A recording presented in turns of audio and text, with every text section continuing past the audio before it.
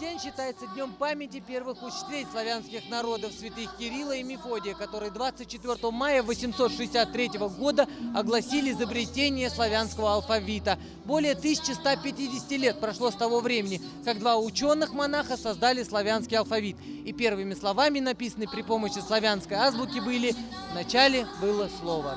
Со сцены звучат патриотические песни. Торжества, посвященные празднованию Дня славянской письменности, начались на Назрани с самого утра. Для зрителей выступают народные артисты и пока не очень известные детские хоровые коллективы со всех уголков республики.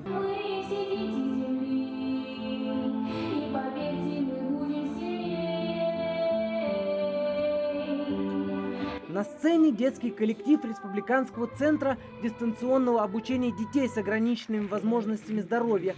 Хор объединил юных талантливых вокалистов, которые только начинают свое знакомство с искусством хорового пения. Сегодня ребята с чувством исполняют свою любимую песню, на время забыв о тяготах и проблемах со здоровьем.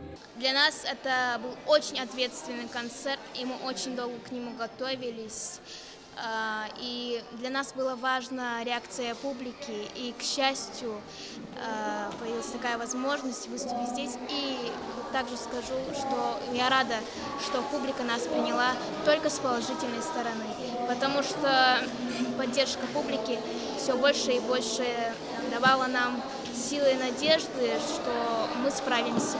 Славянская азбука удивительна и до сих пор считается одной из самых удобных систем письма, а имена Кирилла и Мефодия стали символом духовного подвига. Это праздник, который позволяет прикоснуться к истокам родной культуры, услышать родное слово, познакомиться с уникальными памятниками книжного, изобразительного и музыкального искусства. Мы сегодня исполняли песню «У моей России длинные косички».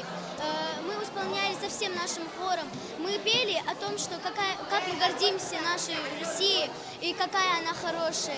И, конечно же, о маленькой нашей республике Ингушетии. Организаторы поставили перед собой цель подарить сегодня хорошее настроение всем горожанам. Удовольствие от праздника получают не только дети, но и взрослые. Цель акции в нашей республике – это, конечно же, приобщиться к общей культуре мировой, российской, и как частица этой культуры показать свои традиции. Меня очень поразили таланты наших детей, насколько они подготовлены, насколько они чувственны, насколько с душой они выступают и показывают нам свои композиции, таланты. Я очень рада, что пришла сюда, и рада за наших детей.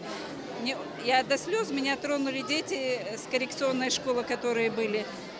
Я желаю им, конечно, здоровья, счастья и рада, что в нашей республике есть такие одаренные дети. Значение этого праздника трудно переоценить. Создание письменности позволило функционировать исторические события, вести хронику жизни народа. И это веский повод помнить и ценить значимость этой даты. Руслан Албогачиев, Магомед Урусханов, Новости 24.